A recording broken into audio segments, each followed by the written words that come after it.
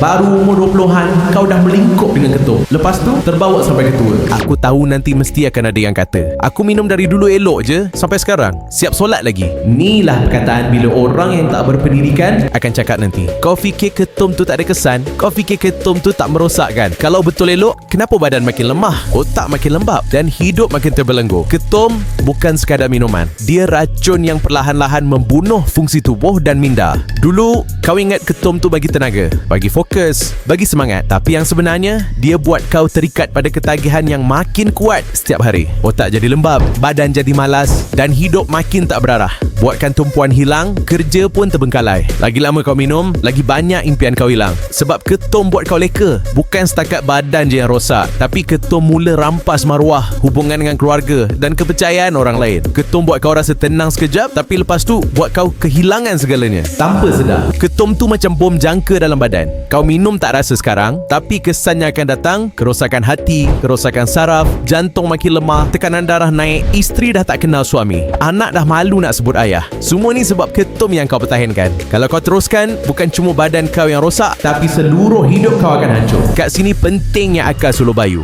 Herba ni bantu detox ketum dalam badan, pulihkan saraf yang rosak dan kembalikan tenaga semula jadi yang hilang. Jangan tunggu sampai terlambat untuk berubah. Mulakan dengan pangkal jalan sebelum ketum benar-benar menghancurkan masa depan kau.